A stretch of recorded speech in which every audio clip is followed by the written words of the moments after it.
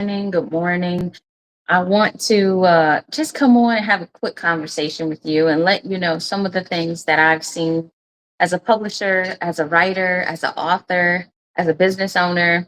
And really, I just want to encourage you because I know sometimes when we're doing something no one else has done, it can be challenging. It can be challenging for people to see us, to embrace our ideas, for us to build the confidence that's absolutely necessary, not to quit when we are doing well or when we're starting something new. And today, I wanted to talk to you about how family is really the heartbeat of your story.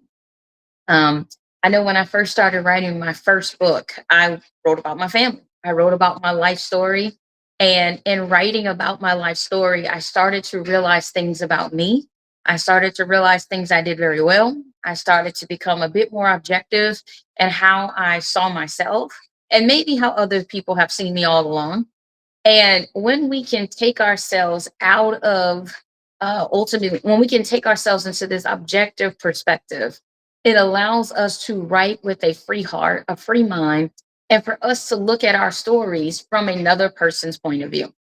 Meaning, if you are wanting to write your story, share your content, share the things you would want other people to be inspired by, one of the best ways of making sure you have a book that can actually reach the masses or go beyond your personal affections for the story is to make sure you're thinking about the readers. I know sometimes in the beginning we're like, Lord, I just want to get this off my heart. I just need to get this done. And in so thinking, we may cast aside some of the things that we may honestly need to think about a little bit more. And one of the first steps that I have any of my writers or authors do before we ultimately even start thinking about editing or formatting or distribution, publication, is I ask them, what is your why statement? What is the number one thing that is making you want to write either continually or one time? Because not everybody wants to be a repeat author. You want to be a repeat author, wonderful. And to be honest, when I first started writing, I did not think about repeat authoring anything. I just wanted to write one book because it was on my heart. I felt compelled and I committed to it. And then in that process, I realized I had more to say. I had more I could give. I had more that I wanted to do because I realized my why statement went beyond the book. I think one of the biggest challenges we experience as writers and soon to be published authors, or if you're already published, is how do I tell my story in a way where it can relate to other people I want to relate to? And then how can I control the story in that I am sharing the story and I'm on topic and I'm not basically going off topic? And if and the easiest way to do basically to do that, to go off topic, is to try to cram more into a book than what logistically fit, what storyline fits. When you want to include everything and your future and your past and your hopes and your dreams, you might find that the book becomes bigger than you even imagined.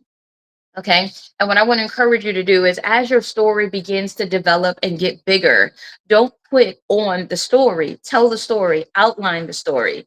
After my clients finish their why statement, the next thing I have them do is consider their outline. Okay. Because outlining your book is the roadmap to writing it easy. Okay. One of the books that we gift to our clients and that many people buy all around the world now, which I'm excited about, is our Write Anything Easily guide. Okay. As an author, I wrote both of these books. And as a publisher, I published both of them. But what I love about this book, whether you get into hardback or paperback, is the books in color, which I think is absolutely necessary for a book of this nature. I wanted the book to be easy because I need people who need to write their stories and share it with the world, not to get caught up in the logistical side, but to be able to be free and creative and open to the process. Because I tell people all the time, writing is therapy. When you really get a chance to write your story and tell it from your perspective, it will bless you as you are opening up to the world. Sometimes, if you want to publish it, is true. But for others, you may just journal, right? To release something that's in your heart. And I want to let you know you don't have to publish everything you write.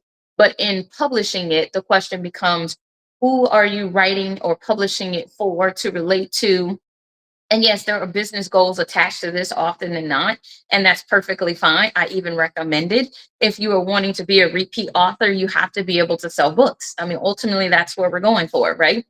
But I want to share with you, if you're only writing as a brain dump, not everything that you're putting on the page will make the cut. Meaning, some of the things you put on the page probably belongs in another book. Some of the things you put on the page probably may need to be in another chapter. Okay. Sometimes we just start vomiting on the brain, or just putting it all out there, but it's not necessarily organized. So having an editor like myself or someone else can help you organize your thoughts. It's not always about taking stuff out, but it's about organizing it so the stuff you're putting in can be completely digested by the reader, which is what you want. You want them to pick up what you're putting down. Okay. So if you're giving out a tip for how you sustain or how you survive something, then I want to make sure I can help you tell that story very well. When I meet with my clients, again, I ask them their why statement. I look at their outline. If they don't have one or if they haven't started writing, it's not a big deal. In fact, it's probably one of the best things because we can make sure that what you're writing is building on what you want the world to know, meaning what you want your reader to learn or to gather. Sometimes when we're writing, we don't necessarily have a point. We're just writing, as they say, writing to be free, writing to be open, and that has its place.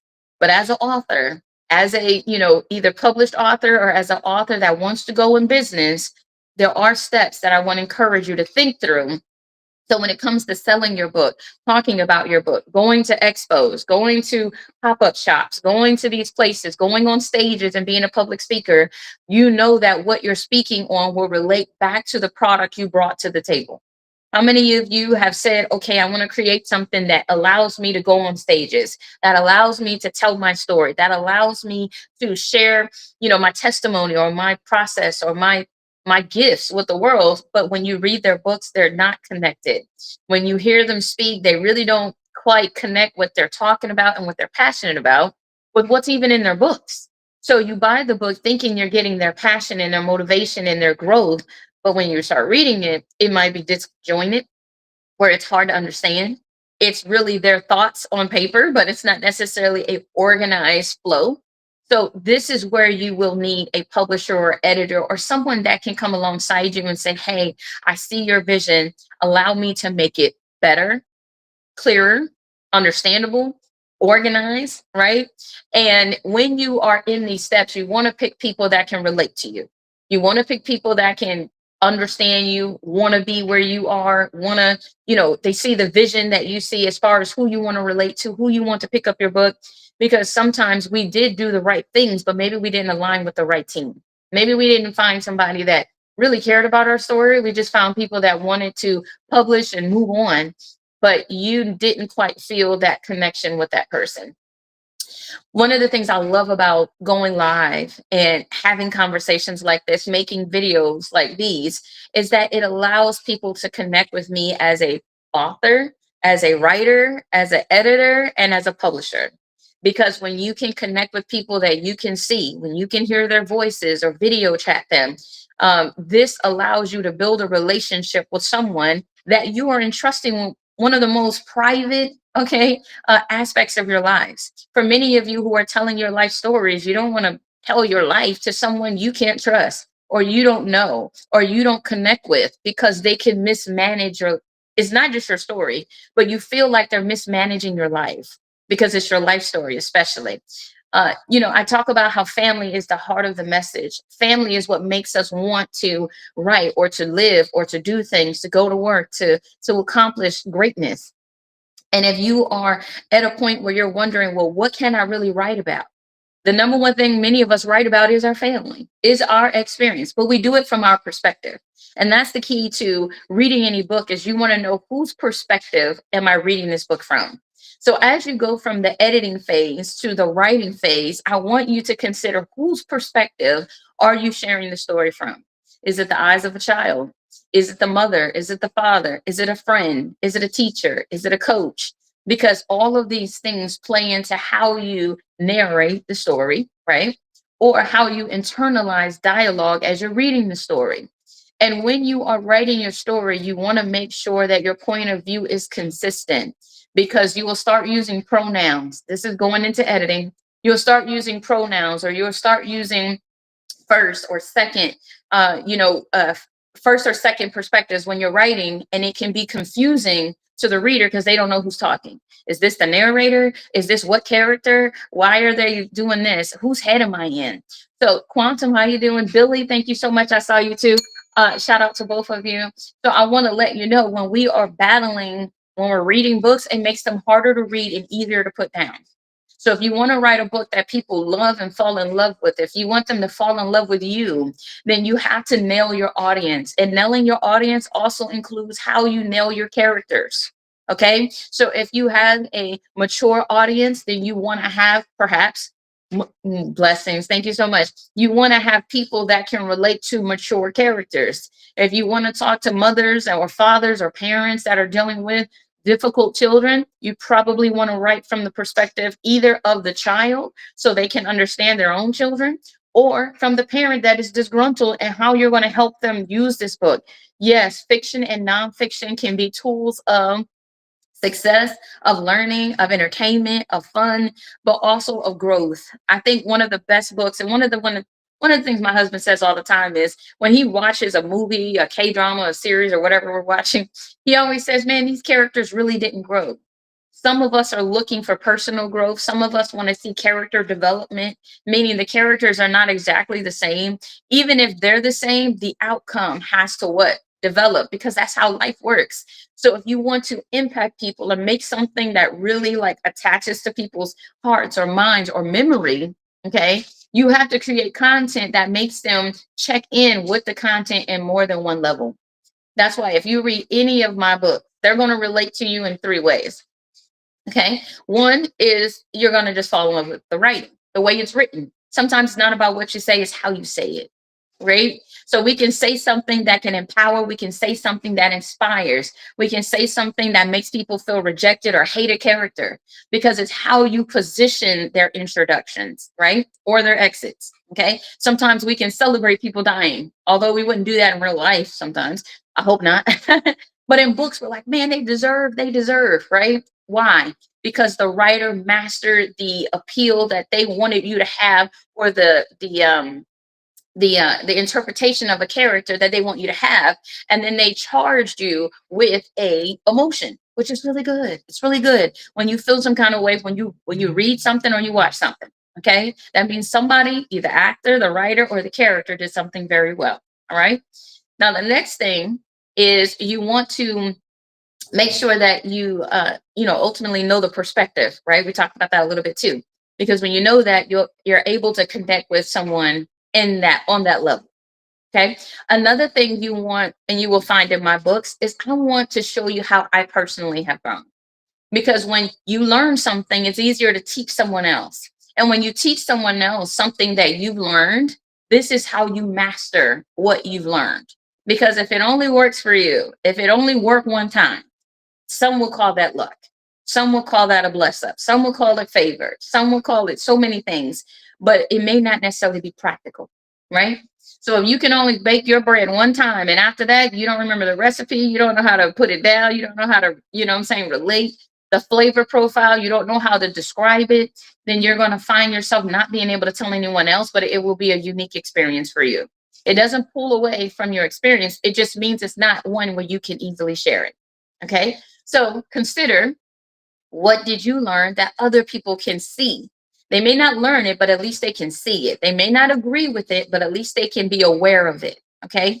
So you have to consider, how do you want people to, to interact with what you're sharing, what you've learned, or what you hope that they can see in you or through your story. Okay. And then lastly, I believe in spiritual development. I believe spiritual development, mental development, emotional, psychological, all these things are interconnected. And because I believe in that, I want to write books that can push people forward. So in my novels, even, I'm going to give you business knowledge, things I've experienced, things I've seen through character development. I'm going to show you how some of us can burn our own bridges from an emotional standpoint. I'm going to show you aspects of my life or people that I know that I was like, wow, that is so dynamic. You do that? Wow, I want to learn how to do that. So things that inspire me, I put that into some of my characters.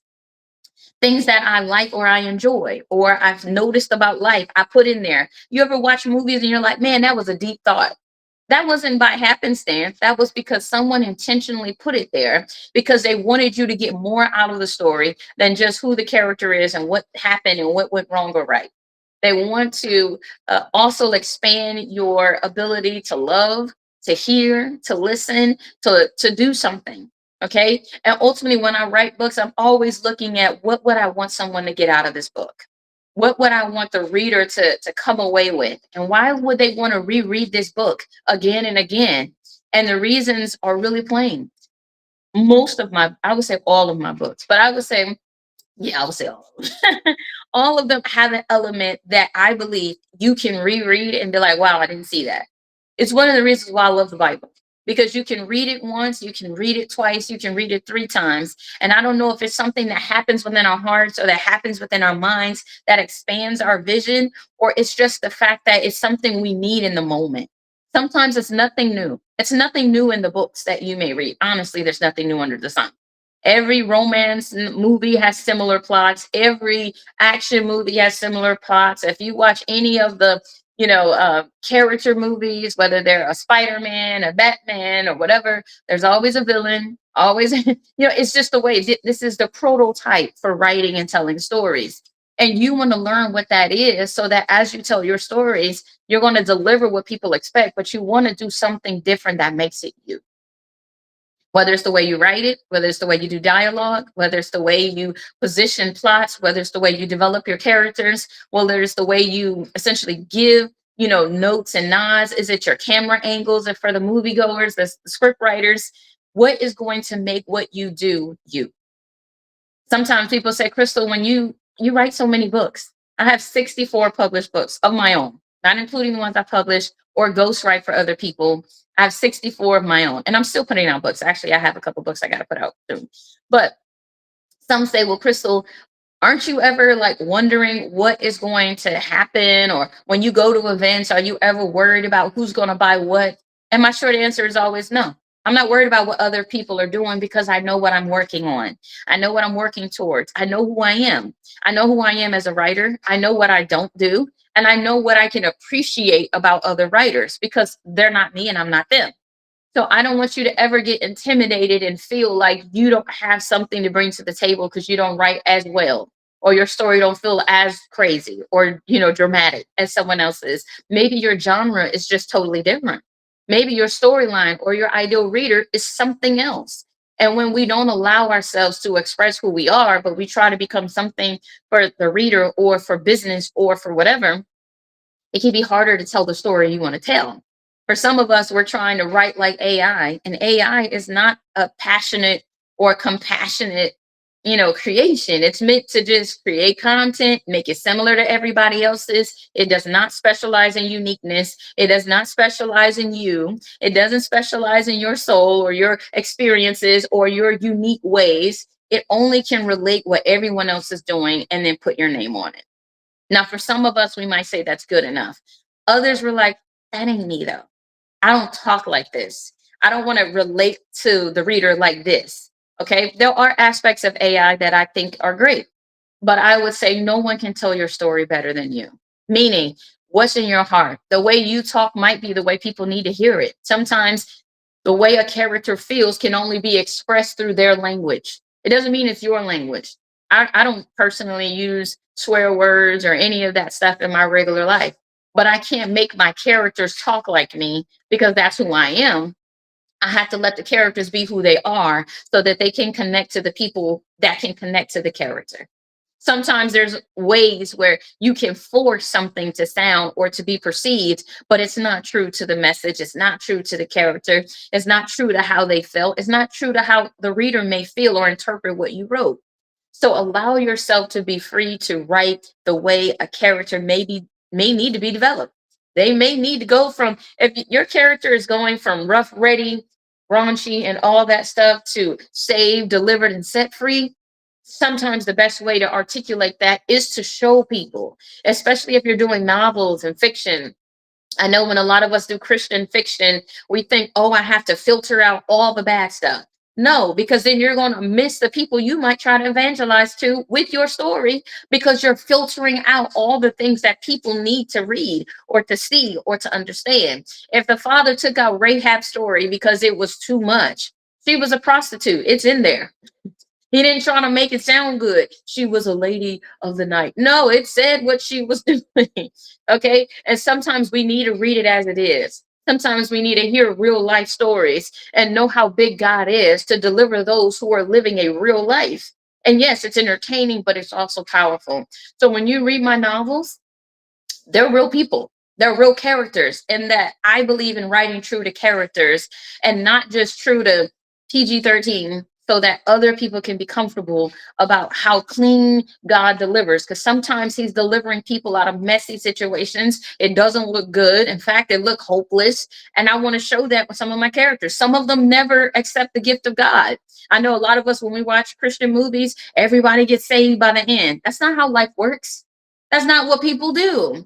So if you want to write stories that connect to people, that can make people feel urgency, sometimes the best policy is just being honest.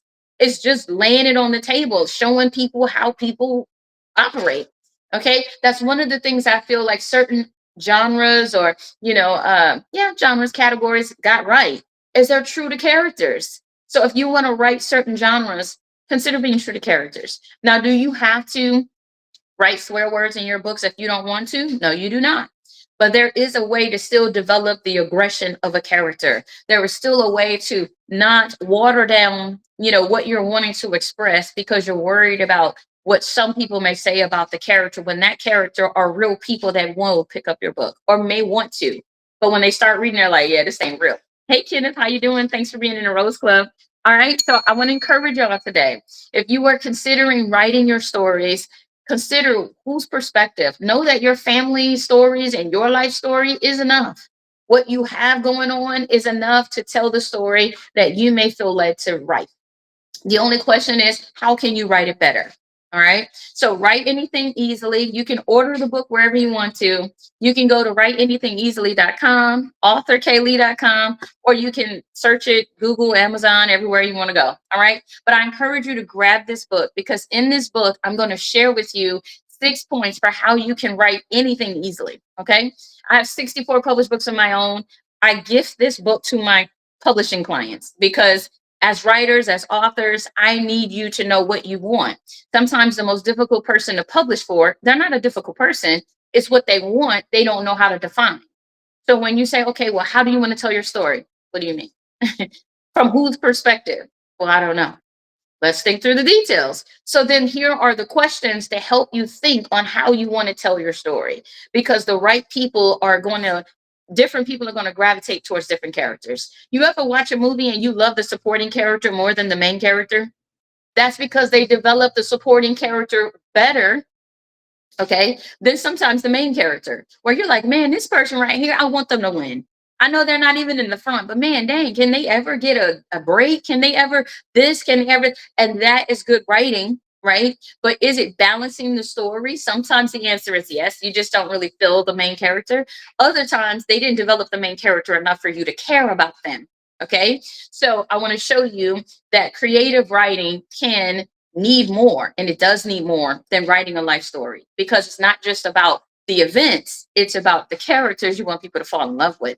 So I have a another book too that goes in this series for creative writing. I encourage you, if you are into novels and writing children's books especially, I help a lot of children authors get published. One of the things I would definitely share is the fact that in writing for children and different audiences, you have to consider your grammar. You have to consider the word choices you're using, because first and second graders are not going to read words from middle schoolers, although some of them can.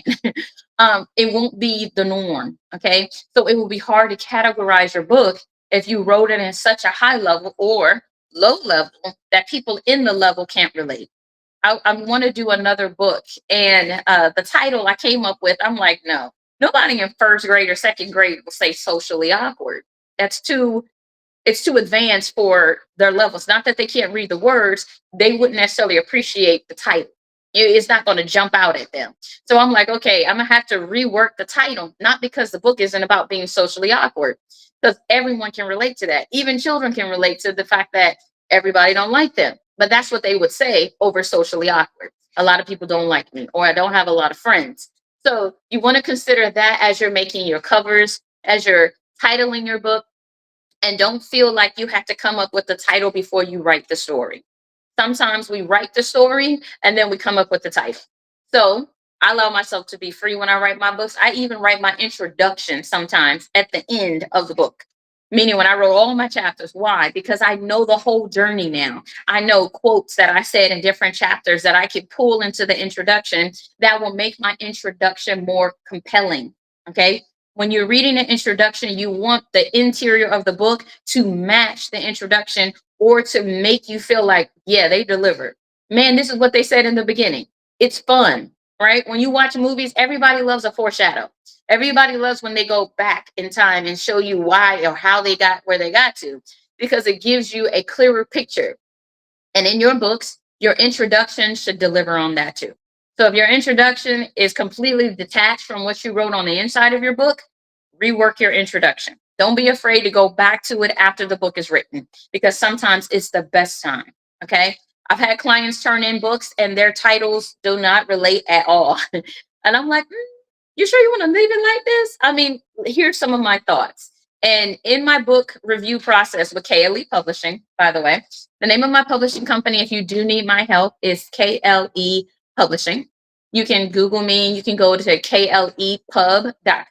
Okay, it's on the screen.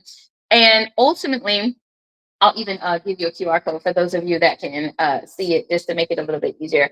But what I love ultimately about telling stories and launching authorship businesses, especially, is that when you do the work, meaning when you think through your why statement, when you make a really good outline, when you're clear on who your ideal reader is, it allows editing to go better. It allows the person that wants to edit your book to edit it to what you need or what you want, and not just edit it for the sake of taking out elements, because it's bigger than that. And it also allows you to know how to publish or distribute your book, because you have to select categories when you upload your books. Okay. And it's going to say, well, what's the genre? What's this? What's that? What are the secondaries? What are first? And as you start considering these things, hey, Dwight, good to see you. As you start considering these things, it will help you to know how to position your book. The better your book is positioned, the easier it is to relate and connect with the audience you're intending it to go to, which means it increases your ability to make money or return on your investment because you thought through the hard details. When we skip some of these phases to business, a lot of times we do because we don't understand business. A lot of us have never had a business before, but we want to write our stories. We want to get published. And in those steps, some of us may not realize what we're really doing is launching a business. Okay. And so if it is in your heart to be a repeat author or to publish a book in order for you to sell it, hit shelves, and go international, we publish to 44,000 companies internationally or globally. Okay. So it goes beyond Amazon. It goes beyond Google or TikTok shops. Although all these stores are definitely wonderful, I will encourage you to realize that, oh my goodness, it's really a business. So you're going to have to market. You're going to have to promote. You're going to have to build your brand. You're going to have to establish yourself in the marketplace. You're going to have to invest in these things. If you want to start a business, yes, you can start things with little money. Sometimes people say no money at all, but I would caution you on that, because sometimes when we're trying to do something for free, we get the quality that matches something for free, meaning it could be hard to sell. Okay. So if it's too hard to sell and you're going into business, you may want to consider what can you reasonably invest. All right. So if it's a couple $100s, if it's a couple of thousand, if it takes you time, sometimes you got to do payment plans. I mean, KLE Publishing, we offer payment plans because we do understand that creating this book could take time. For some of you, you may want to go traditional publishing, which means that we will partner with you on your book. We will reduce some of your costs, and we'll also share in the royalties, but we're also sharing in your need to build a business. So everything's not on the author. All right. So that's one of the good things about traditional publishing. Self-publishing means you own all of your book. You do have control over your content. We don't own anything. Our objective is to set you up with the stores, make sure your book is polished, so you have a product you can take to market. Okay. So if you don't understand some of these things that I'm saying, if you don't know how to identify your ideal customer and all that good jazz, this is why we have this book. All right. So in this book, it's a turnkey solution to take your dreams from basically dreaming to paid. And in this book, in this series, I want to show you how to think like a business owner. I want to show you how I was able to take my dream of writing my first book and to creating a whole business that is based on authorship, writing, being an author, selling my own books, and helping other people to write and sell their books. Okay. So if you are wanting to go into business, no matter the industry, this book will show you how to do it. So if you need a mission statement, a vision statement, if you don't know what a client avatar is, if you don't know how to build, develop, or develop your social media or your marketing, your website, stuff like that, which we know is part of promotion. Okay. But if you don't know what it is, you'll just say, well, I don't need that. Nobody's buying from there. But if people Google you, what are they going to find? Are they going to find stuff that identifies with your brand, or are they going to find nothing? Because if they can't find you, then they don't know you exist. If they go on Amazon and search your book title, but nothing shows up, then yeah, you can't sell a book people can't find. Okay. So I want to encourage you. How do you know how to do that? You got to have a strategy. Ultimately, to anything, you have to have a strategy. You have to be willing to work for this. This is why you got to fall in love with your book first. Because if you're not falling in love with your business, if you're not willing to see the benefit of it, it's going to be real hard to sell it to someone else. And for some of us, impossible. Okay. Not because it couldn't be done, but because you haven't believed, you're not a believer yourself. You're not a person that believes in the message yourself. Okay. So you have to understand that what you've created has value. That's the first thing. And if you don't know, then these are some of the keys to help you in business. All right. So if you do need business help, if you are in the phase where you are planning or looking at how to launch your business right, I want to basically introduce you to the KLE Business Concierge. Okay. So with the Business Concierge, which is a department of KLE, we help authors, new businesses, small businesses leverage what they've created, meaning expand it, distribute it, promote it, and help them build something that is worth building. Hey, Mr. Wilson. And so if you are looking at starting your business or you need help, maybe you're like, Crystal, I know I need to integrate, innovative things like a website or social media or marketing, but I don't know what I'm doing. And if that's you, I want to let you know I can help. Okay. So KLEBC.com is where I want you to go. I want you to fill out these quick forms that are on these websites so that I can know that I can help you. And on that call, we're just going to have a discovery call. I can see where you're at, see what you need. You can definitely order these books. Okay. But my main goal is to show you how to move things forward. One of the things I absolutely love is when I first started any of my businesses, I have a few. When I started my companies, I had to get organized. I had to think like a business owner. I worked with a lot of profitable companies before I started my own.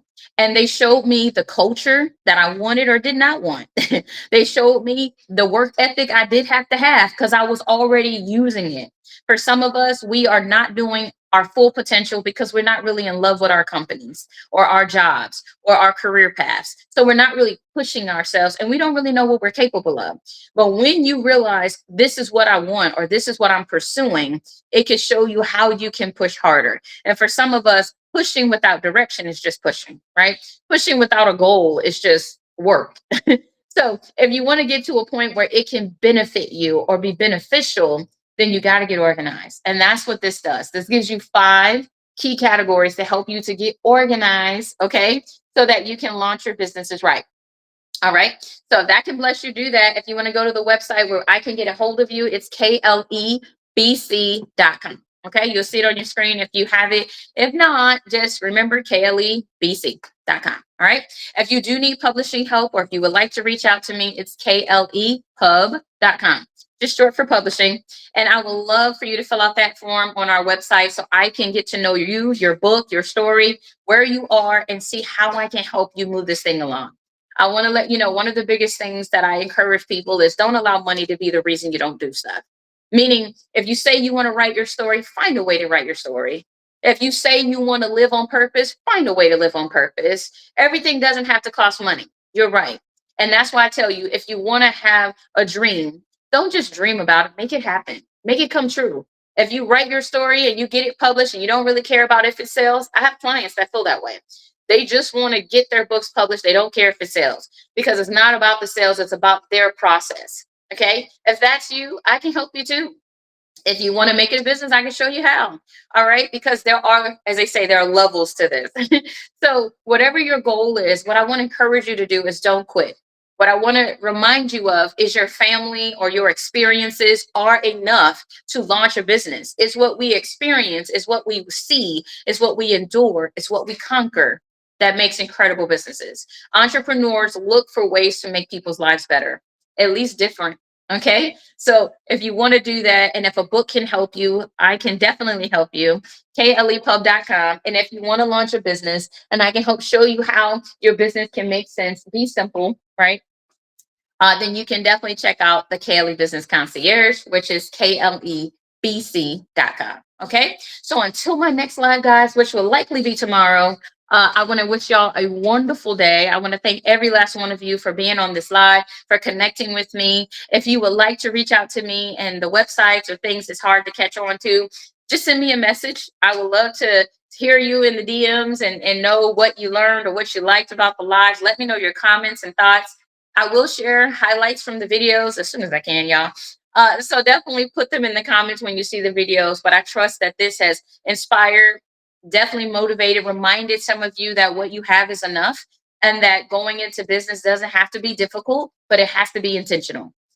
You have to be intentional. Intentional.